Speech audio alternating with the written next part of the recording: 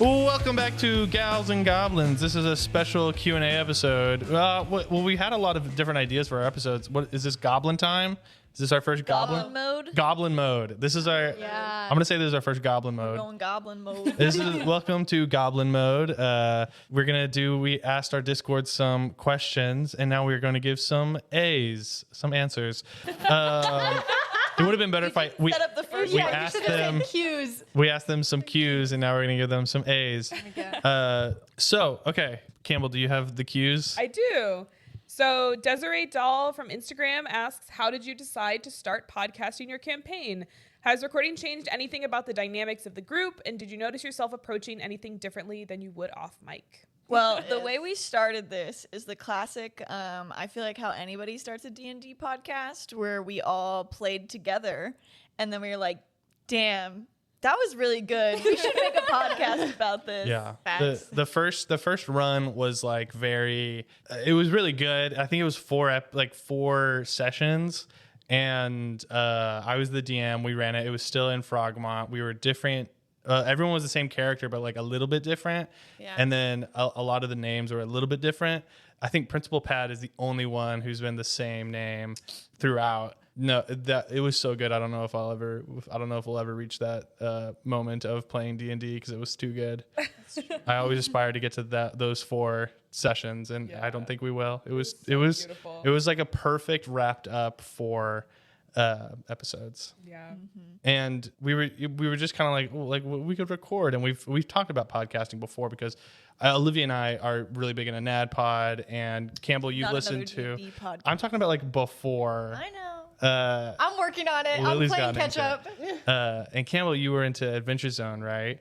So we were just like, well, let's do it. And we're out of college. We need creative outlets. We're all creators. We need something to do. And we decided to start just kind of investing our time into Gals and Goblins. And we were like, let's just keep it rolling. Let's keep the ball rolling.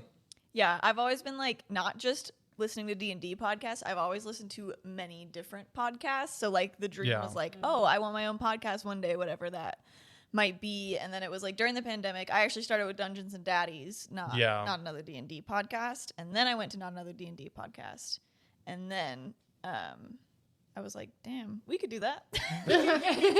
Yeah. Well, it's not like we can do that. It's easy. It's like I think we can. I'm not saying it's easy, but I was like, I think we can try that. Yeah, we can try that. Like we have all the skills to make that happen. We just have to put those skills together and figure it out. And then to answer the other part of their question is that like recording, the first time we tried to record. Oh, it was podcast, horrible. Oh, like we had to go back. Really bad. Because none of us had ever done any kind of podcasting thing before, so we were all so stiff, and we thought we couldn't talk, and we thought we couldn't laugh. So we had to record the first episode a couple times before we finally got to a point where we were used to it. I deleted that episode, so it's not anywhere. Really? Because I was gonna say we should like release it eventually, but like add commentary, like we live listen to director's commentary. Oh my God. That sounds like a torture. But I feel like that's helpful for anybody like who is listening to this with the intention of they would like to start their own podcast. Like it's good to know that like we talked a lot about this. Like for us, it was better to put something out that we were proud of and was good quality than like to just be like, we did it and put it out there. Yeah. So it's like, it's okay to like fail your first 3 times. Yeah. All it's wasting is your time, which like you're already going to dedicate a shit ton if you're going to do this. So like, you're going to have to fail and re-record shit, or like your equipment's not going to work, or you got to figure out how to record online. Yeah. Like it's just going to happen and you got to roll with the punches. It was so messy and so bad. Like we were, and like it was bad. It wasn't like one person did bad. It was like I planned a weird session. Like the vibes were weird. Like we tried to do like games to warm up. It didn't work. We sat down to record. Like no one was like saying anything. Because we thought we were like, oh, we don't want to mess up the audio. Yeah, we never even edited really yet. Yeah. Like so, and then, we didn't want to make it harder for Jared. And I was like, y'all do whatever. I can edit you. Like don't self-edit. That was our big thing, was don't self-edit. Yeah. Yeah. But it was so bad.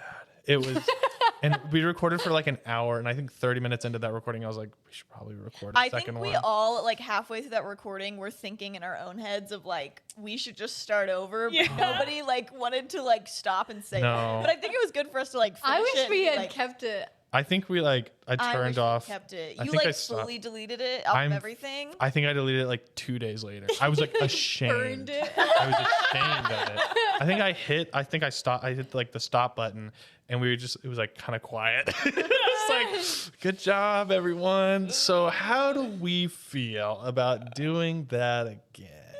And we were all like, yes, absolutely. Can we please do it again? Yeah. Lily and I were just talking about, like, we're finally to the point where we feel like we're playing D&D regularly again. Yeah.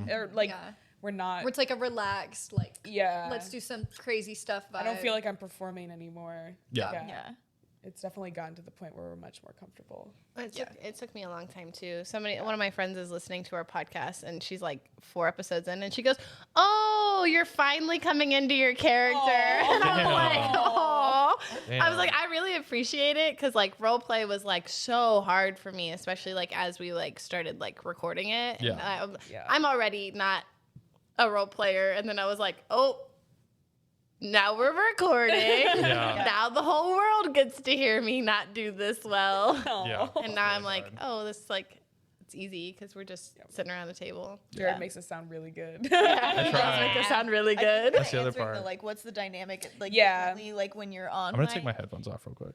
When we're on mic or playing on the show, like, you just kind of have to have different, more, I would say, like, solid objectives. Like, if you played a table, like, casually or intensely, but like not where other people are gonna listen, you have, like, I don't want to say freedom, but like you can do whatever the fuck you want and it doesn't matter. But it's like when you're on the mic, you do very much have to like stay on a path, whether that be like, I mean, Beans will sometimes go on his own path, but it's like it clearly has to be, you have an objective, you know where you want to go. You can't just like willy-nilly do whatever you want or like shop around just because in the back of your mind it's like, this is for entertainment. Like, you know, it's like, this isn't just like, oh, we have fun playing and that's all this is for. It's like, we do have to keep like, this is for entertainment. So I can't just like, you very much can't always fuck over the DM's plans. You definitely like can in the way of like thinking outside of the box. But like, I feel like in some home games you can kind of push your DM a little bit and be like, I'm gonna do this thing just to get under your skin. And it's like when you're on mic, you gotta.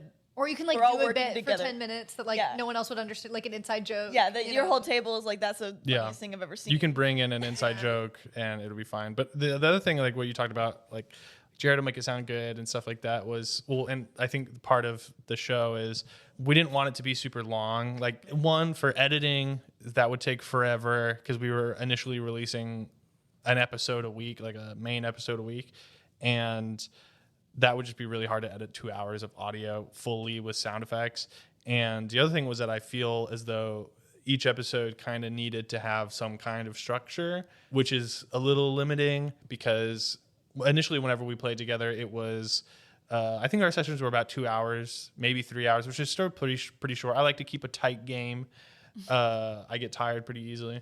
But I just felt like everything needed to be good, so there was a pressure there. Mm-hmm. I used to DM like, oh, I need to make it good for my players, and now I'm like, oh, I need to make it good for a lot of people. But I think it's much better to just kind of go back into like, oh, I need to make my players have as much fun and feel like superheroes and feel like champions as much as I can. I feel like when it comes to like getting on the mic, like that's where I feel like the player responsibility is. It's like, it's our job to keep on the objective, less of your job. You know what I mean? Like I feel like it's almost like flipped rather than when you're just like playing a home game. Whereas, like, there's not that much responsibility on players. Like, it is, like, the GM, like, it's you need to, like, pursue a strong character objective. Sorry. Yeah, no, you're right. It's, like, it's on us to pursue it because, like, we do have listeners. We are performers. Like, and it's hard to think about, like, and we can't think about that when we're at the table. But, like, it is, like, we do have conversations about that and having to keep that up. Yeah. It's definitely, like, especially also when you're creating a character, it's, like, there's so many feats and abilities that will shut things that the DM does like down. So we've tried to like balance like, okay, is this going to be actually fun for someone to listen to, me just like shutting something Jared does down, or like do I choose a feat that sort of lends itself more to like character and story and so like you're optimizing your character for story, not for combat or for whatever you normally would. Yeah. All right, let's go to the next question. We've been on this one. We already kind of answered this. Paisley Blair asks, how do you balance structure and silliness, especially when creating your characters? Do you find it challenging to create your characters, especially under the pressure of content creation, which we just covered? Kind of. I don't know. I feel like silliness kind of goes into like, as long as your silliness still has that objective, like you can go for a bit as long as you want, as long as like you actually have a legit outcome to the right? Yeah. Like this campaign fight, it's like, I know Campbell and I actually have legit, like, we expect an outcome from this and think it will help us towards And there's like for both of y'all, there's like a deeper, like, I don't know, like there's a deeper meaning that it has to your characters. Yeah. Besides just like, oh, like it would be fun to be class president. Like it like has like a more emotional stake. I think that balancing that stuff, and we just kind of had a long talk about this, but about like, the difference of dynamic and stuff. Honestly, right now, we're still trying to figure out how do we not think about that. We shouldn't be thinking about that. Our main premise and our main goal should be to have fun at the table. It should be like, how do I feel like a little hero? How do I have fun with my friends? Because that will literally create the best content. I mean, you think of your favorite, unscripted or show or something like that, or actual play podcast, the best moments are whenever everyone is having the most fun. And you can't do that whenever you're thinking about like my character balancing silliness and optimization, which, that's fun. But it's really like, how do you start that and then throw it out the window? I think you created a character that was like, you thought was going to be fun. And if it's fun for you, then it's fun for the show. So it's like, how can it be fun for us? And then it's fun for the show. Well, I think it's kind of the base of like, when you're an actor, you have to do all the prep work. Yeah. And then when you step on set or on stage, that prep work should make everything come to life, but you're not thinking about it. It's like, I think everything we do prep and post session informs how well our next session will be. You know, it's like you've just spent that time reflecting, and like I think that's why it's so good that we do like A+ and flunks, because like you need to kind of critically think after the fact, right? You shouldn't be thinking during it, but like when we're thinking and like, oh, like this was a flunk, I could have role played better here. Next time you're at the table, you've already like just solidified it in your mind, and you will be better at it because you've acknowledged it. Like I think that's more where like you have to put the structure in.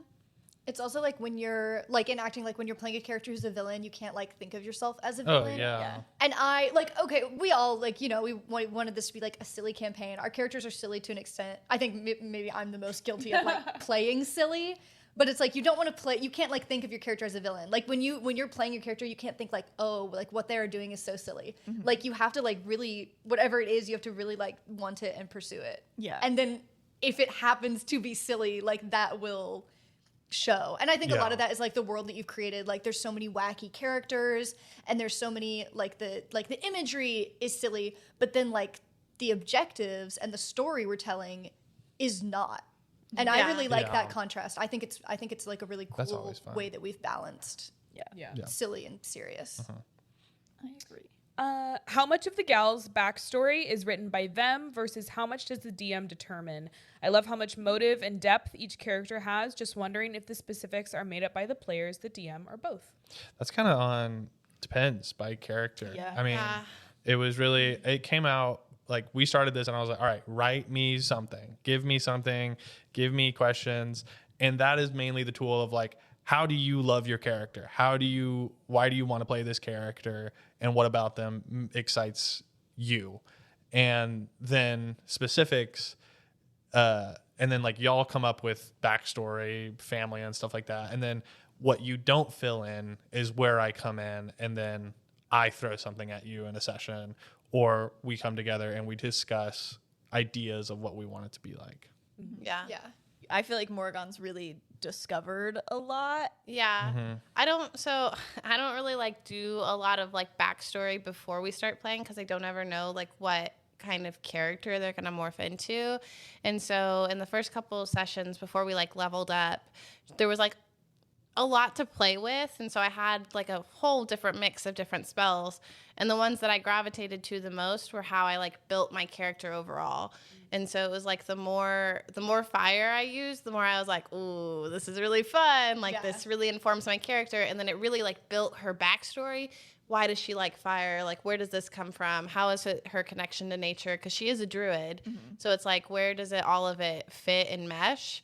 And then when we were picking spheres, it was like, oh, there's a circle of wildfire. Like, gotta go with that. Like, and then like building it from there and being like, okay, so like, why is this her choice? And like, what else is like in her family? Because she has siblings and she has like a familiar and things like that do show up in the episode, but like not her siblings, but her familiar does. And so it's like really interesting of like how she still loves animals, but like a lot of how I've informed my character now is that she's like a very like, you have to destroy things to build them back up again. And that's how nature works. And so it's like what in her was destroyed and how is this fire like building her back up again was how I kind of informed my character. And like that is like just for you. And then it's on us to either like you bring it up in the session of like, oh, my mom or whatever, or it's on the GM, DM to be like, oh, like, so your mom did this thing, or like you're getting a call from your mom.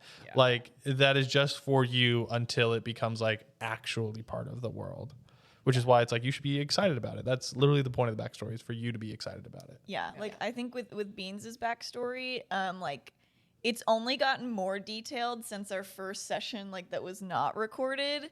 But like I have a very specific, lengthy, I think it's like 2 pages now, like a backstory. I have a prophecy written for him. Like I have a bunch of shit written in there that like Jared had no hand in. I just turned it into him and I was like, there you go. But I think it's like there's a beauty in both of them, and coming in with like not a lot and discovering your character along the way and having a solid option, because like I feel like also like, and in my experience as a GM, it like you get to play more with your character if they don't have everything set, because then you can start setting things and building it together. But it's also fun when your player gives you so much food, then you get to pick what's exciting out of that and then go down that path. So it's like, I think both ways are so, they have their pros and cons, but they're both like really great options. I have a huge like PDF of like all of Esta's. Haven't you like drawn the whole family too?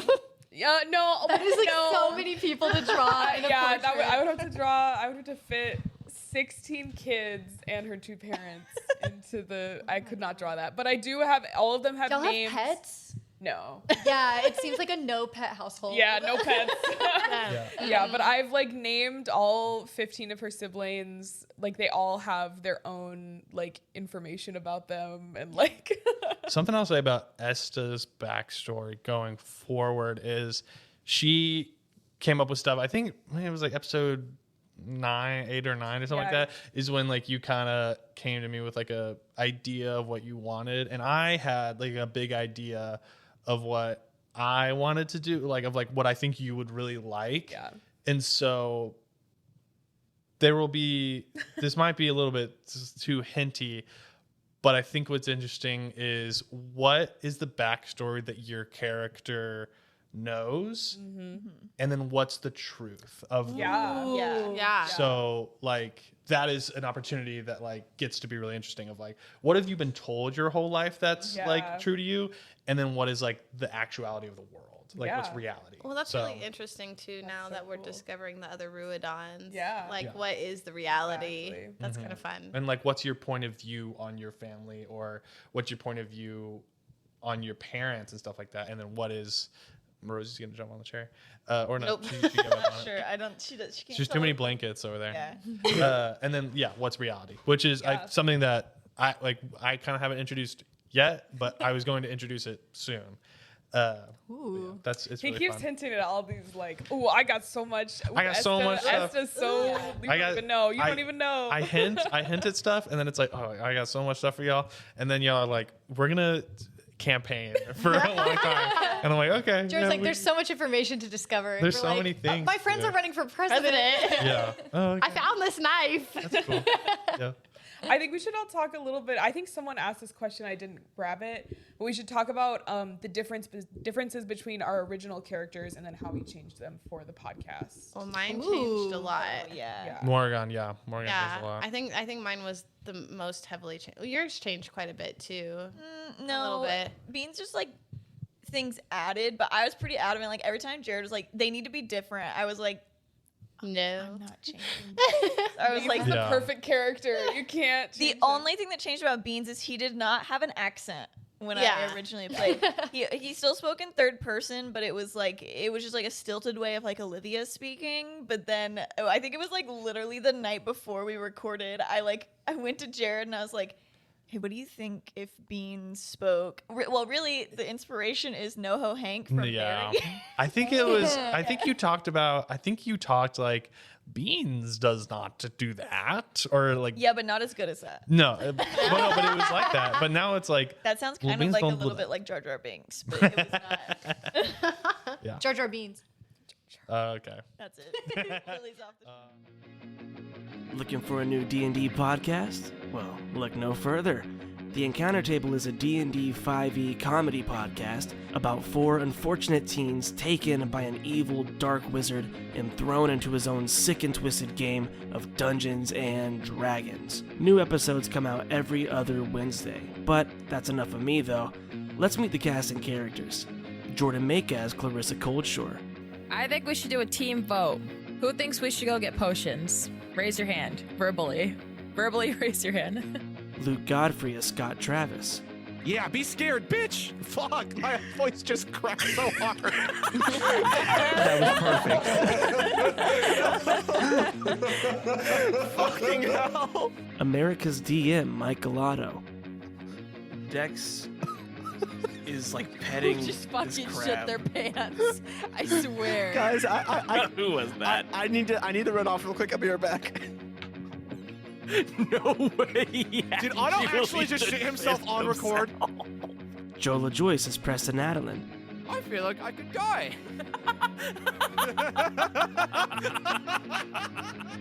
And myself, Brandon Hall, as Dex Turner. We'll see you soon over at the Encounter Table.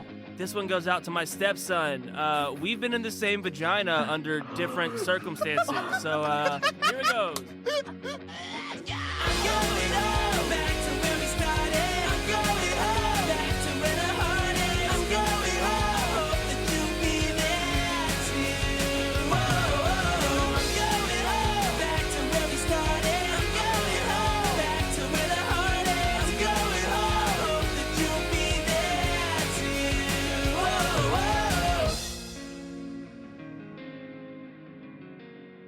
Only way Esta has changed is that she was way meaner. Yeah, she was really mean. She was like giving Regina George. Yeah, she was very Regina George, mean and kind of bitchy. Which is fun. But at the same time, though, it was hard to mesh with the party and hard to give you a reason. Exactly. I couldn't because there was no reason for her to want to stay or want to hang out with these people. Yes. So she had like no interest. It's like why are you here? Why was I here? Why was I staying? Why wasn't I just like... It was like, if you hate take me to Frogmont Valkyrie so much, why don't you leave? Yeah. And it was also hard as myself to be mean. And I was like, if I'm going to do this for like a fun podcast that I want people to listen to, I was like, she has to be a little nicer. So that I'm having fun so they can tell me. So she's still like spunky now, but like she's got like a little bit of like verve and like but she's still like judgy. Yeah, she's still judgy, but she's fun. Which I think, like, just a quick thing About it. is like the person who I think is the best at creating characters who are pieces of shit, who are like so enjoyable, is Brian Murphy, Murph from NADPOD. Like he in Dimension 20, like Gerard. Yeah, I was gonna say Gerard. Gerard, and then but you don't even think of him as a piece of shit because you love him. But like, exactly, and then like Mac. He's like a coward. Yeah, and Hot Boy Summer Mac that they do, like the piece of shit, and then Jen's that he does. Like he plays a lot of pieces of shit who are like super selfish and self-centered, and like very judgy, but he makes it so that they are just like so jaded and like unaware of themselves that it's like hilarious. It's not intentional meanness, and like that's the difference. Like it's like all about the intention of like you're just like so like stupid or self-absorbed, so stupid or so like so self-indulged that like it's absurd. Which is hard to do, but like now I think you're getting to the point where it's like you are very like vain and stuff like that, but it's funny. It's really funny. Yeah. It's not like at anyone else's expense. Especially the other players. The biggest difference between Sawyer then and Sawyer now was she always had 2 older siblings, but on like the first day of school she found out that her mom was gonna have another kid, and so she was like, she looks up to her older sister so much, she was like, I'm gonna be the best older sibling ever, and I'm gonna like become like this like strong sort of protector. And there was some sort of like her family was under some sort of like threat. That's why she wanted to become like a fighter. She was like, I'm gonna like protect my new baby sibling. And then Arcana Ball also existed already, I think. But then as Arcana Ball like got more developed, that became kind of her like objective, which, you know, the whole team captain thing. And the whole like she would always like, I would make these terrible puns as Sawyer, and she could like do like cringe damage.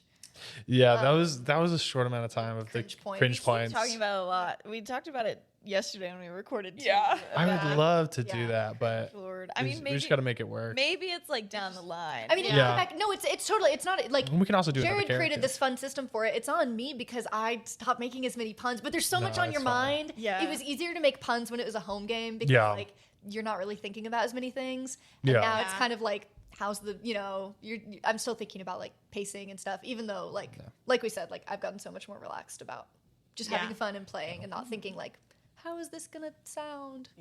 I'll say like biggest difference in like the worlds was like Frogmont and all the other schools were on like mountains or something like that, and now they're on one island. I love that they're on one island. That's so cute. That's fun.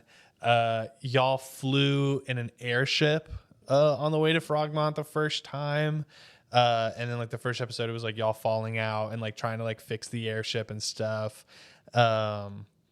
I think we had an inch dragon. Yeah, we were like saw a dragon towards the end of it. It was like a puzzle with like the dragon like electrocuted the airship. There was like an entry exam that y'all fought with like the other team. That was fun. So like I Igneous like and that. I know like and then we why fought those couldn't Brimstone do it. boys. y'all fought the Brimstone that boys. was so fun.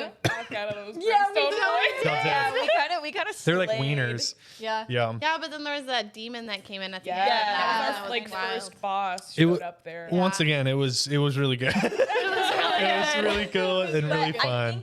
I think the entry exam just achieved like being able to get that like PvP or like, you know, player against like other Frogmont attendees, like kind of like challenge style. I don't want to say like Goblet of Fire, but like, you know, like trials, like I feel tournament. Like tournament. It is that's like kind of an anime trope. The tournament / entry exam. It's like I was I think I'd recently watched like Yu-Gi-Oh with someone, like Yu-Gi-Oh GX, where like he goes to school and they need an entry exam to see like where he is like placement wise. I think it was placement exam. And like it's super cool. Even but worse. then Placement exam is way worse than the entry insane. exam. But yeah, and then the giant demon came out. Also, y'all got to Frogmont like immediately. Like y'all were like got picked up from your places on the ship, and then at the end of the first session, y'all were at Frogmont, and then y'all like walked in and for the placement exam. And then there was Moray was still in that one. That's like one of the other characters. I think that's the second character that I've pulled over from that thing because y'all didn't really get into her stuff, but she's been like she's kind of different now. She's been like a big character in my mind. I feel like she's like very like not in the same vein. Like the story is just so different from the first one we played. Like, and maybe not to you. Maybe you were able to just like transpose it, but like as a player at the table, I don't see like any similarities other than the name. Very different. No, it's been, which was good because at the beginning, whenever we were deciding on doing this, it was like how different do we want to go. And then it was like we have something really good, but you want it to be fresh for us. Yeah, you can't do it just play twice the in a same row. thing again, because then it's like it's gonna be stale. It's gonna sound scripted. Like there's no way to make it good Yeah. if we just tried to recreate. Which we've done the beginning of Frogmont 3 times now because of the one episode that we recorded and we hated. They're all different. We'll just forget about that. Which how did that one go? I think I did a scene for everyone. Did a scene for everybody, but then it was like the first 2 scenes took a long time, like 20 minutes then, like, each. The last 2 scenes, I just remember because one of them was me, was like literally like 2 minutes long, and then we like all met each other. Yeah. And then like y'all met each other. And we went into that one, and I was still playing my other character. Yeah. I was still playing a barbarian with Form of the Beast. Yeah. And then we got past that one episode, and I was like, I don't like this. I'm not doing this anymore. Like this. Yeah, I think Beans. I think you just showed up. No, it was literally like I was in a tavern, and then you had me like follow a little bug, and then like I met up with the group. Like everybody else got a story, but it was think you 'cause found we like were just running so long. Yeah. That like I was the one who got like cut off at the end. I think it was a fairy. Like I had you follow a fairy. Sawyer was like riding on the back of a beetle with her family. Sawyer got like a full episode. No, like, you did. Because she like went into the woods and like fought something like with your sister, right? Yes, and she fought something. We like went to like Fantasy Bucky's. Yeah. With my dad, and like we were like riding on like the beetles. Esta was the first. Esta, like I started it off with a goblin running up the stairs and deliver her like I think it was like your denial to Valkyrie. That was actually really good. It was cool. It was really cool. Sad we didn't keep that one. But then she like went down. Her family, like she talked to like her family a lot. Canon. Wasn't this one the one that we did that like there was the lady with the artifact? Yes, you met like this lady who gave you like it was a cursed item, and we would have figured that out later. But she gave you this like really powerful curse because you were even like before the session, Maddy, you were like, I don't know about this character, like I don't know, and I was like, well, like I'll give you something really cool, and like we'll figure it out from there. So I gave you that, and then I think you like left your family or something like that. Like it wasn't as dramatic as like originally whenever we recorded it. But yeah, I was really on the fence about my character anyway before we went into that session, and then after that session I was like, I nix everything but the name. Yeah. Changing it completely. I also think like that structure, I think it's a wonderful structure to utilize, but I feel like you really gotta know like your character inside and out to be able to go solo. And also, it can't be the first time that you ever record on mic. Exactly. like that was honestly the biggest thing. But it's like I could see us going back and like maybe we recreate those scenes or something. Yeah, that would be cool. Like, that could be fun. That would be really fun. That And would be some cool. stuff has come back, like Sawyer's dad being a beetle salesman. Like that kind of. He was a come beetle back, salesman because they're like cars. Joe was on a beetle. Yeah. Yeah. Elements of it have come. I'm so salty about that one because I was like, why did everybody else get a full scene? Well, I think I wanted to do something with you. I think you said you had a full thing planned and you were like in the moment you were just kind of like panicking. Well, I was like, we got to get this done. And like, I think we had a puzzle to do together. I was going to do like the fairy was going to be a message from like one of your siblings. And then it just, I think, did you follow something weird? I think you followed it to, I guess you followed it to like the briar wall or whatever, because there was like a bunch of roses that they had to get to. That would have gotten y'all to Lorelei Village, and we still would have had the fish race, and we still would have had all that stuff. It was like we got through and we were in Lorelei Village. Oh, that's right. And then like that was where the session ended. That's right. And then we were like, hey, that was horrible. Let's delete that. Yeah, that was so bad. Try again. Okay, next question. Chortle Jake from Discord asks, Chortle Jake. I love you, Chortle Jake. I'd love to hear about your recording process. How far in advance do you record episodes? Do you Not far enough. Do you do episodes and study breaks back to back, or do you record multiple episodes followed by multiple study breaks? And then this kind of goes along with Julienne's, like, how long does it take to edit an episode and how much gets cut in editing? So just generally, I think Jared can just talk about like how I'll do a quick overview and then editing works. Y'all can throw that in. Well, so initially whenever we started, I think we had 5 episodes done before we released anything. Maybe recorded. Not done. No, recorded. But then like I started editing and I realized that I wanted to do a lot of sound design and stuff like that. And so the first episode took me like a month to do, just to like figure out how it sounds, what's good, where I'm going to get music, where I'm going to get sound effects, all this stuff. It took me a month, and I was working on it probably like maybe 3 hours a day, and then I'd take off for like a week because it was just so overwhelming, and then I'd work on it like 2 hours a day for a week, and then I took a week off, and then I'd work, and then it was like, okay, well, we're going to release on like February 15th. You need it done. And I just started like working on it, and we got it done, and it sounds a little weird now, but it's fine. It was like literally like it was like midnight the night before we were gonna release. Like Jared was still working on it, and I'm the person in the group that like I want everything done 2 days ahead of time. Yeah. So like I was like, what? Because our plan was we would have 5 edited before we released, because we wanted to create a stockpile, just because like we all have lives and jobs, and like we understood that like we cannot like we can't sustain it, which I mean you've probably noticed, like we had to cut back. We couldn't give you as much content because it just was not once a week or twice a week was insane. But like that was just like we had to figure that out. Yeah. And then it's also your question on how we record things. Well, every option that you gave, Chortle Jake, is something we have done. Yeah.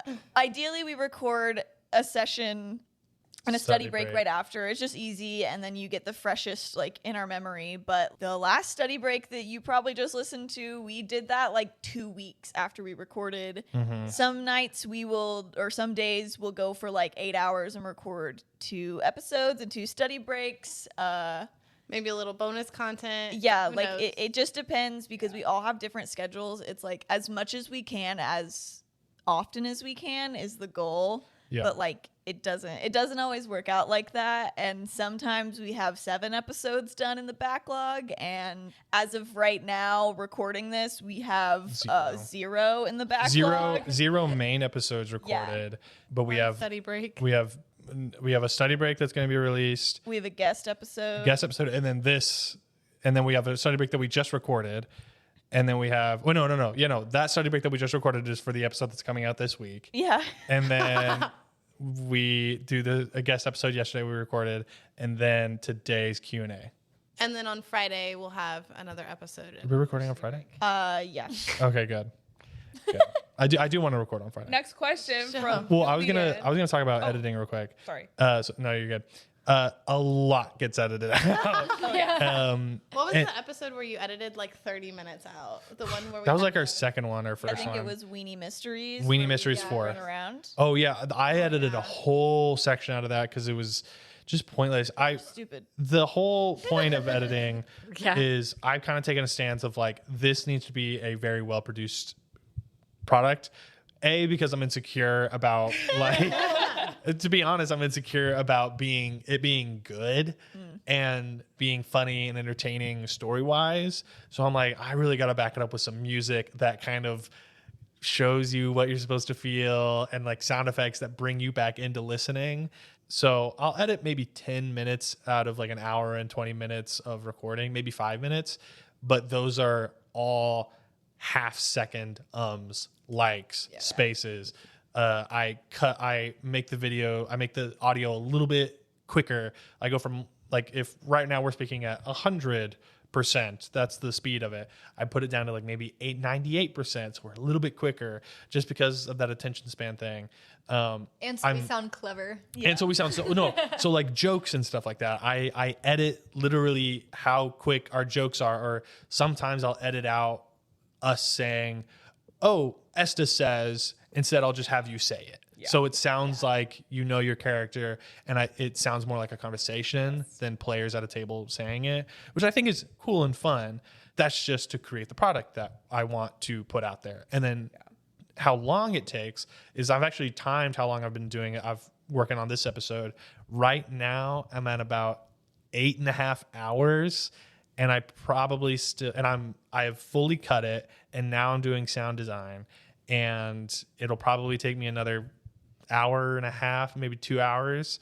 But it is a real quick trick I do if you want to edit stuff is whenever I cut it, I turn it down to like 50% speed. So the episode is twice as fast, so I can cut all the or not all the ums, but a lot of the ums, a lot of the likes, a lot of the weird spaces, a lot of the times that Rosie is attacking something and we need to go doing a lot. She like poops on the floor, we need to pick it up and do something, or someone needs to go to the bathroom. I can cut those out super quick, and then I turn it to 98%, and then I do all the sound design. So I'll do music and weird cups and stuff like that, weird magics. But it takes a long time. And it's fun, though. It's fun.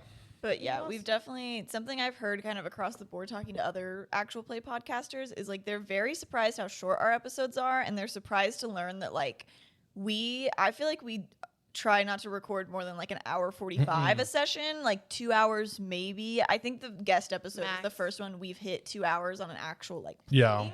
Yeah. But it's like, we do that very intentionally. It's not like we play for 4 hours and you're only hearing an hour and a half of our play. We like legitimately do not play that long. We like keep it sweet and short and tight. Yes. Yeah. I also like, Jared, that you cut out all the like, well, it meets it, beats it, right? And like all the like weird questions that we have. Yeah. If like, there's the actual play of the. If there's something that needs to be discussed, or I think it's interesting for people who are listening, or like there's a rules debate, I'll sometimes keep those in. But if it's a question that's been asked 3 times, I cut it out, Lilly. And if there's math, like a lot of the cutting is roll, silence, and then somebody makes like a joke that has nothing to do with anything, so I can't leave it in, and I'll cut it, and then the number. So a lot of the rolls, whenever you're listening to it, is like roll number, and it's like, no, there was like 20 seconds of silence and math happening. Yeah, there was like, sorry, what's my wisdom modifier again? Yeah. I was the potions class. Yeah, I felt like when I was sitting there, I was like, I'm asking so many questions. This is all taking so long, but it was so nice and snappy in the episode. Oh, yeah. Oh, yeah. Thank you, Jared. Thank you. I cut out a lot of stuff. No, there's stuff like in this episode that I'm editing right now where so we already did the study break. This will come out after the episode. You throw out your dire wolf at one point. Yeah. Well, because you told her to so that you could cast familiar on it. And then then we were like, no, like you can't do that. Like it won't work. Already out. It's like the wolf's out, but it's also like you can't cast familiar on like someone else's like familiar basically. Why not? Because it's like already like a magical being. So but like you had talked about that like earlier, and then Lilly really wanted to do something because I wouldn't let her do it because I was like, I'm gonna say something. Because I was trying to get to like setting up the bad guy. Here's the bad guy in the episode. Yeah. But everyone was like, oh, I want to do this. And I was like, okay, but like here's this thing. So I cut out maybe a minute of just like me trying to say something, and then me being like, okay, what's your thing? And then like you throw out the direwolf, and then you try to cast a spell on it. And I was like, okay, no, like none of that makes it into the episode now. Okay, good. So at the top of the episode, I was going to ask you if you want to like throw out your direwolf. Wolf's out of the bag. The wolf's out of the bag. You can do you can get like one free action before like stuff starts. Wolf, so I think it's gonna have to be. I love him. Yeah, but I was gonna give you the option if you don't want to use the wolf, it doesn't have to be in there because I cut it out of the episode. If you get it out, it is gonna die. It is gonna be. Like, it's fake. It's a magic. It's a magic. It's a little magic being. Okay. I really hope that you cut out the whole thing of me telling Lilly 17 times that I want to teleport and being like, no, let's do this instead. So what about this? And then we end up. You were so obsessed with that Misty step, and I was like, it's not Misty stepping. What is going on? We turn into fire and reappear again. Who's we? Like anybody who... I'm not doing that. Come on. It's also... But it was just like, it was not solving the problem. You're just like, I'll get away from here. And it was like, that's not the issue. I've cut it a little bit, and I should be done soon, so y'all can probably listen to it today or tomorrow. But I did cut around that. No, that part is... there's another part I think I flicked myself for that. Of like jokes that don't land. There's a lot of points where jokes don't land and somebody needs it explained, and then they just like continue on. I cut out the explanation, and then the part where the joke's doesn't land. There's a part where you say, "I wink at you, Sawyer." Morrigan has a lot of winks at people. He's like, "I wink at you, Sawyer," and then Lily's like, and then she talks about something else, and then she goes, "Why were you winking at me?" And then you say something, and then Sawyer responds to it. I cut out like the 30 seconds of like the weird branch that we go off of. So it just goes to, Morrigan winks at Sawyer, and then Sawyer reacts to it. Perfect. Oh, good. So That's good. that is a lot of stuff like that. Like that is how produce. I could put up like a picture of what like the board looks like, and you can't even tell that there's recording because there's so many cuts. Yeah. It's like, wow. Yeah. Taking out that bit and that bit. Was there any specific inspiration for each of your characters, or were they just spur of the moment ideas? Yes, there's inspiration for mine. First of all, Beans came to me in a dream, as I've said before. As you've said. What if I played a little cat character that was named Beans and he was all brown? And then when I actually got into the inspiration part of it, Beans is really linked to hell, and I was thinking like, oh, cats, like in a lot of mythology, are linked to hell and the underworld. So that's kind of where I linked him in there.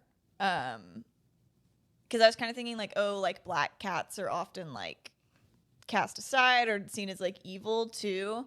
So like that's why all his family, like I feel like we've gotten into it a little bit, like his whole family is black cats, but he's a little brown cat. So those were kind of the pieces that fit together that I morphed into Beans. Yeah. Game of Thrones is like my favorite thing, my favorite TV show ever. But I guess except for the last season, I guess we all have issues with that. But, You can have an opinion. You can have whatever opinion you want. I love Game of Thrones so much. I think the world is so interesting. But like obviously, like everybody else, like Daenerys is like my favorite like character. She's one of my favorite characters of all time. And so I wanted to make a very like serious Game of Thrones inspired like dragon adjacent character. Yeah, because I thought everyone else had kind of like very silly, like kooky characters, and I wanted her to be very. What are you talking I wanted her stakes to be like way higher, or not her stakes. I just wanted her to be a way more serious character and put it into this silly world. Yeah. Yeah. I don't know. I don't have like a specific character that inspired. So I do not know where. I think she just lives inside of me. But definitely just like because she's a halfling, just like in general, Hobbit culture has inspired her a lot. I talked about how like it was like I thought of it too late for her to have this like obsession with elves that like Samwise Gamgee has, who is one of my favorite fictional characters of all time. And then I don't know, just like a classic like. Oh, and then I talked about Rudy because it is Sean Astin, so it's like perfect. So yeah, I guess I would say these aren't things that I like thought of first though, and then made like, oh, like I love Samwise and I love Rudy, like I'm gonna like make Sawyer based off of them. I realized after, so I'm sure subconsciously they influenced me, that they kind of like I don't know. So yeah, maybe I'll start incorporating more personality traits from characters that Sean Astin has played. Morgan's not really based off anything. I like to play chaos characters, and so it was like, how do I create this character that's super chaotic? And then I was like, ooh, but I really liked playing a druid in our first campaign together so long ago. And so then I just kind of brought that back and was like, chaos and a druid, and then it like really lended itself to fire and everything past that. So yeah. I don't have a character. Damn, you know. Bummer. What was your inspiration for Principal Pat? The frogs from Meet the Robinsons. Oh yeah, I knew that. Yeah. Someone did ask, where did the idea of the world and the mechanics of the school come from? In my head, everything is in the style of like Breath of the Wild meets Fantasy High, like Dimension 20 Fantasy High meets like a little flavor of Harry Potter, but non-transphobic. And not. That's what Frogmont is all about. Yeah. And it's like I'm trying to think of like anything else of like big with the idea of like the castles. Owl House. I haven't. I don't know. I know those It's animators. like supposedly it's really good. It's like an animated series. They just canceled it, unfortunately. Yeah. Oh. I've heard it's like. I know that those animators. I'm trying to think of more adventuring academies. Yeah. Or like magic. Like the idea of like the schools kind of on top of each other a little bit comes from.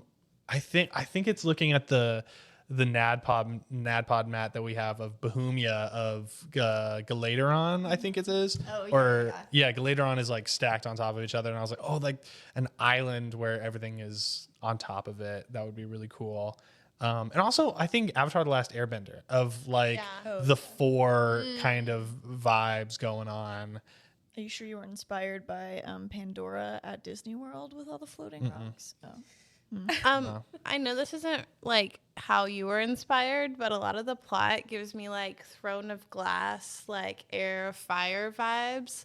Because like every time I like listen back through the episodes, I'm like, oh, but that was a plot point here, and this is what happened. So I wonder if, and I bring it up, and you're like, you're really close, and I'm like, I stole it from a book. Yeah. Well, I have no idea what those books are. Jared's secretly reading these books behind our back.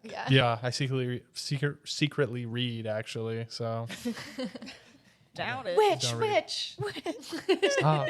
I listen to audiobooks. Okay. These next couple questions, I'm gonna like ask a question, give you a couple seconds to think about it, and then we all have to answer very quickly. Okay. Okay. We'll go Olivia to Jared. Commonly known as Like, around the table. Okay. lightning round. Yeah. Rapid lightning for round. What's everyone's favorite NPC? Easy.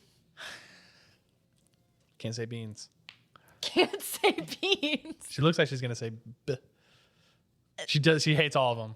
No, it's the leader of the Golds. I just don't remember her name. Cracker? No, the fake nice one. Brobini. Brobini. That's your favorite. Brobini freaks me out because she's so It's not. I couldn't think of She's anybody. so true to life. Oh my god. Sabina. Everybody's gonna say Sabina, and so I know Principal Pad. I like the Talia. old Principal. Gilbo. Yeah. Gilbo. I knew you were dead? gonna say Gilbo. Isn't Gilbo dead? Gilbo could never die. Well, I was gonna say Beans' dad. just 'cause he Unconfirmed. makes things interesting. That's true. What is everyone's favorite non-medieval fantasy setting? I'll go for Star Wars. That's not fantasy, but I mean it's science counts. fantasy. It counts. Yeah. It's like Sci-fi is it's fantasy. sci-fi western. It's a setting. Yeah. And it is also what I was gonna say, so I will think of a different answer. You can have the same answer. This is not everybody think of a different answer round. Six of Crows. Oh, I'm reading that right now. It's really good, and the world building is like really intense. Yeah. I like it. You say Arcane. I mean that's League of Legends. I know, but I'm a fake fan because I don't know anything about League of Legends. No, I just love the vibe you don't of want to be. Arcane. No offense to any they're gonna LOL get fans mad. out there. I know you'll get mad at me, but come out of the house, okay? You can say Arcane. Come out of the house and fight It's a great Jared. world that they built, Okay, I don't know. and it's really not fantasy. No. I mean, it's fantasy, but it's not medieval. So. Yeah, it's not Arcane medieval. Final answer. No, not more than Star Wars. Are you kidding me? say Star Star Wars. Wars final answer. Star Wars final Tatooine. answer. Everyone's like, another Star Wars TV show or whatever where we're on Tatooine. Thank Then God. don't watch it. I love that damn desert planet. Okay. Mine might have to be His Dark Materials or like Golden Compass if That's you haven't cool. seen or read the book. Oh, Narnia. Sorry. Mine is Narnia.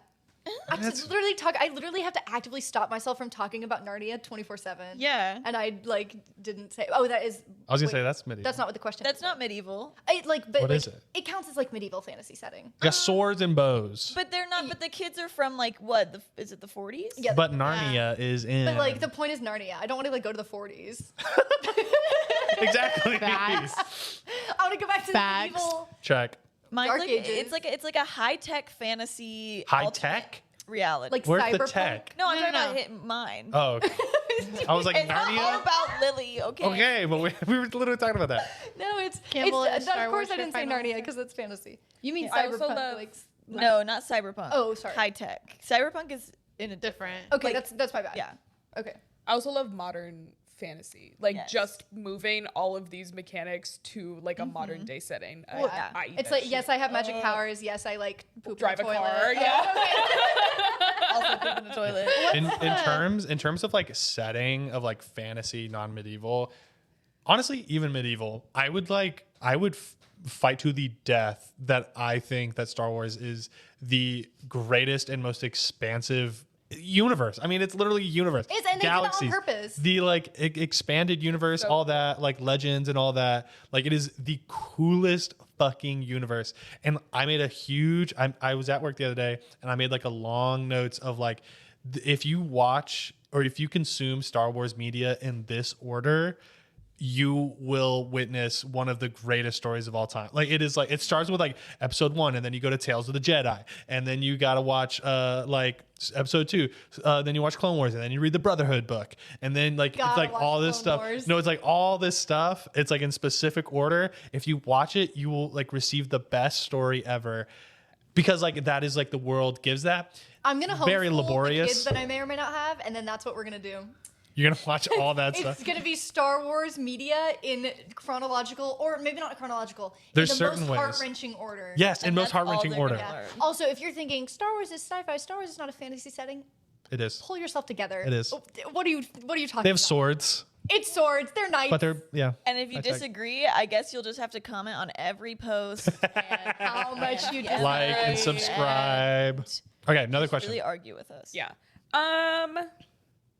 Would you all like to guest on a podcast? Yeah. Yes. Are you offering? Who's asking and why? Yeah. Yes. Yes. And will Beans Email ever us. stop being sticky? To be fair, I feel like he hasn't been sticky recently. We've had bigger fish to fry. Than sticky ham. But maybe no, because it's a part of his character. It's not just a bit. It's a part of his character that I am like selfishly hoping that Jared eventually will reward me in a combat scenario in something where my sticky hands will like give me a scenario. Give me a scenario for it where you pull out your stickiness and then I'll have you roll for Sawyer it. is on the edge of Grappling a cliff. advantage. All the party is down. Sawyer is falling off the edge of a cliff, and Beans is hanging on. And where normally that his grapple check would fail, you'd be like, you automatically succeed. Automatically. Auto succeed. I'll maybe give you advantage. You get advantage, and you can pull Sawyer up because your sticky hands save the day. We'll see. That's just like in Lord of the Rings. I don't think so. Any Lord of the Rings questions? No. Any Okay, I'm done Any here. Lord of the Rings questions? I'm Are you done kidding? here, No then. Lord of the Rings questions? Oh, I didn't mention some of the people for Wait, that. we didn't all answer the Beans question. I think Beans will stop being sticky. Never. I think that He'll be sticky in death. sometimes well. a good character arc is about looking back at where you started and thinking, wow, I was so different. And maybe that will be Beans one day. You wish. Wow. No, I like his sticky hands. Whatever. Wow. If we go back to the fantasy one, my actual favorite world overall is the SJM universe, but that's definitely medieval. Yeah. Yeah, I feel like that kind of counts as like medieval fan. But so does Narnia, so I take Narnia. And Lord of the Rings, yeah. And Lord of the Rings. They all have specific flavors. Yes. Yeah, but It's about the But notes. the question is like Wild Wild West. It's about looking at Which the no one legs. said. I'll say Wild Wild West because I love cowboy stories. It's not your favorite. But that's not. It's not my favorite. I said my favorite is Star Wars. Wild Wild West is not fantasy. Six of Crows is my favorite, like, can be. non-medieval. Could be, but 90% of the time it's like based on But real if we things. go Red Dead medieval- Redemption is my favorite fantasy story. The Hobbit is based on real things. That's not Wild Wild Wild Wild West. No. I'm just saying. I'm saying any all fantasy settings are based on real things. No, but I'm saying the Wild Wild West is like that historical fiction. The Yeah. Wild Wild West existed. That My Wild happened. Wild West is like there's a zombie. Do you know what I mean? My No. Wild Wild West is like. Have you read Holes? What? Yeah. Oh my God. Oh my we gotta gosh. end this. I Gotta think fucking Holes talk is about the Holes. great Yeah. American novel. Stop. Take your headphones All right. out. Thank you so much for listening to Gals and Goblins. Thank you so much and tune in next week. Peace out.